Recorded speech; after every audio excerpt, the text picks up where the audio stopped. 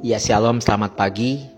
Pagi hari ini saya akan membahas seorang akun yang memberi komentar seperti ini. Tapi sebelum saya bacakan komentarnya, beberapa waktu yang lalu saya memberikan satu VT yang berjudul orang-orang Yahudi mendengar langsung klaim Yesus sebagai Allah. Dengan kata lain, klaim Yesus yang menyatakan bahwa Allah adalah Bapaknya. Dengan demikian Yesus menyamakan dirinya dengan Allah. Itu tertulis dalam Yohanes 5 ayat 18 dan 21 pada VT saya sebelumnya. Dan pemilik akun ini berkata, dia kutip apa yang dikatakan oleh Rasul Markus tapi sepotong ini. Yesus tidak maha tahu, hanya Allah saja yang maha tahu. Jadi berpikirlah. Pemilik akun ini meminta berpikir. Kami bukan cuma berpikir kami udah baca. Anda hanya baca satu ayat. Alkitab itu 66 kitab. Bukan satu ayat. Anda sudah memang dilatih untuk mencomot-comot kitab suci agama lain, menyerang iman kekristenan. Cuma comot satu ayat begitu, tapi nggak melihat konteks atau ayat-ayat yang lain. Gak apa-apa, biar saudara juga berpikir dan cerdas Mestinya saudara juga belajar mendalami kitab suci saudara biar semakin lebih baik, lebih taat seperti itu. Tapi gak apa-apa kita coba menjawab hal ini. Begini saudara untuk akun ini. Waktu Allah menjadi manusia, dia punya dua natur, yaitu Yesus itu. Allah menjadi manusia, berinkarnasi. Nah, Yesus punya dua natur. Yang pertama perhatikan ini. Yesus the fully God. Apa itu? Sepenuhnya Allah sejati. Dan yang kedua, the fully man, manusia sejati. Jadi Yesus punya dua natur. Begitu. Dan sekarang saya mau jelaskan lagi lebih dalam Perhatikan biar cerdas biar berpikir. Kalau Allah menjadi manusia, ketika ia menjadi manusia, dia tidak kehilangan keilahiannya. Saya ulang dia tidak kehilangan keilahiannya. Dia tetap Allah. Nah, Allah tahu nggak sesuatu? Tahu, setuju Sampai di sini setuju Allah tahu nggak pikiran manusia, hati manusia? Harusnya tahu dan memang tahu. Nah, saya akan bacakan Nanti saudara simpulkan sendiri supaya berpikir. Kita lihat ini dalam Yohanes 2 ayat 24. Namun Yesus sendiri tidak mempercayakan dirinya kepada mereka. Karena ia mengenal semua manusia. 25. Dan karena tidak perlu seorang pun bersaksi kepadanya tentang manusia, sebab ia tahu apa yang ada di dalam hati manusia. Tuhan kenal manusia dan Tuhan tahu atau Yesus tahu yang ada di dalam hati manusia. Siapa yang bisa tahu hal ini sampai ke dalam hati manusia kalau bukan Tuhan? Berpikir. Satu, itu yang ngomong Yesus. Dia tahu semua manusia, dia tahu isi hati manusia. Yang kedua, masih ditulis oleh Rasul Yohanes di dalam Injil Yohanes Saya akan bacakan di dalam Yohanes 16 ayatnya yang ke-30. Ini yang ngomong, yang menyaksikan para murid bukan orang lain. Ada saksinya.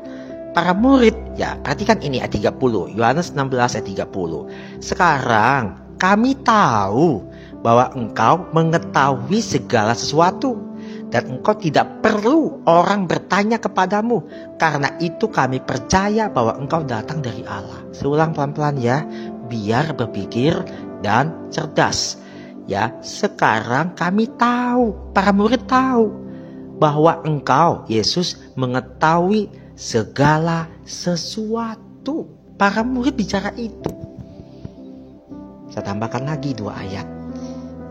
Perhatikan ini, Matius 7. Matius 9 ayat 4 apa yang dikatakan oleh Rasul Matius dalam pasal 9 ayat 4. Tetapi Yesus mengetahui pikiran mereka, lalu berkata, mengapa kamu memikirkan hal-hal yang jahat di dalam hatimu? Saya garis bawah ini. Yesus mengetahui pikiran mereka. Saya kembalikan lagi kepada saudara. Yang bisa mengetahui pikiran orang siapa? Kalau bukan Tuhan. Betul tidak? Berpikir. Dan mari sama-sama kita menjadi cerdas. Kami baca kitab suci kami. bukan secomot-comot, bukan sepenggal-penggal. Satu lagi, Yohanes 4 ayat 17 sampai dengan 19 sampai 29 ya. Engkau benar berkata, sebab engkau sudah mempunyai 5 suami. Tetapi yang ada sekarang ini bukan suamimu. Kisah ini tentang siapa? Ketika Yesus bertemu dengan perempuan Samaria. Di mana? Di Gunung Gerisim. Tuhan berkata, panggil suamimu. Dan perempuan itu berkata bahwa aku belum bersuami. Tuhan berkata lain, Yesus berkata lain. Engkau sudah punya 5 suami, tetapi yang sekarang bukan suamimu. Perempuan itu gak mengatakan salah, membenarkan. Bahkan perempuan itu bertobat. Tuhan tahu latar belakang perempuan itu sampai sedalam-dalamnya urusan pribadi yang 5 suami plus 1 itu. Dan 5 suami plus 1 itu gak ada dengan dia. Cuma perempuan itu tahu gak? Tahu. Yuk berpikir cerdas. Satu lagi ya, tadi saudara kan mengatakan ya, yang terakhir nih ya, Markus 13 ayat 32. Saya bacakan yang lengkap buat saudara ya. Saudara aja ngutip ayatnya juga tidak lengkap ya kata-katanya. Ini dikatakan oleh Rasul Markus tentang kedatangan anak manusia ya. Nasihat untuk supaya berjaga-jaga ya. Di dalam Markus 13 ayatnya yang ke-32, tentang hari atau saat itu tidak seorang pun yang tahu. Malaikat-malaikat di surga tidak, dan anak pun tidak, hanya Bapa saja. Anak pun tidak, berarti Yesus. Saudara kalau comot ayat ini ya, kalian gak akan ngerti gitu begitu. Ya, Tuhan tahu tentang kedatangannya kapan. Saya tunjukkan dengan satu ayat saja ya, secara eksplisit. Masih banyak ayat. Ya, nanti kalau kebanyakan ayat saudara bingung nanti. Ya, satu ayat saja. Yuk kita lihat ya dalam Wahyu. Dalam Wahyu 22 ayat 20 apa yang ditulis oleh Rasul Yohanes ya. Perhatikan lagi nih ya tentang kedatangan anak manusia itu yang tadi dikatakan oleh Markus tidak tahu. Tahu nggak? Perhatikan nih, biar berpikir dan cerdas. Kita baca ya Wahyu 22 ayat 20. Ia yang bersaksi tentang semuanya ini berfirman, ya, aku datang segera. Amin, datanglah Tuhan Yesus. Yohanes berkata, ia yang bersaksi tentang semuanya ini berfirman. Ianya siapa?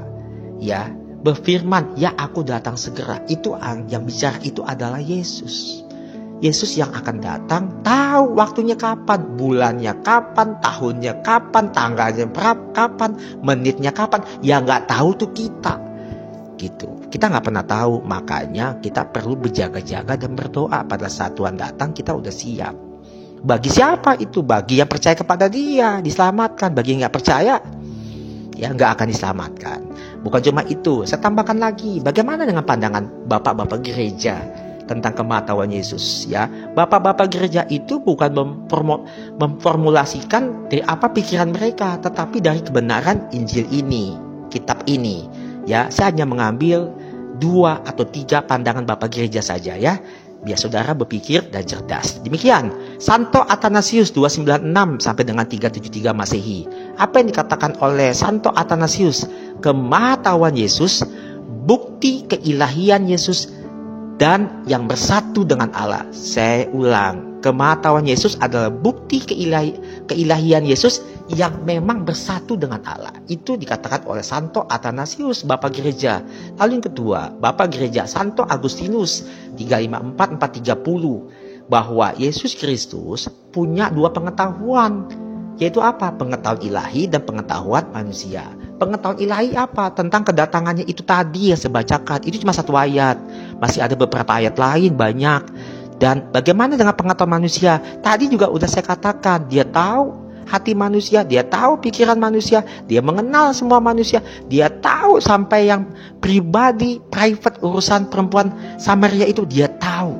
Jadi kemahtahuannya itu tidak terbatas. Oleh karena itu ya, Tuhan Maha Tahu. Yang ketiga, Santo Yohanes dari Damaskus 676-749. Kemahtahuan Yesus mencakup masa lalu, sekarang, dan yang akan datang. Demikian penjelasan saya ya. Tuhan Yesus memberkati. Cerdas berpikir. Tuhan Yesus memberkati. Shalom.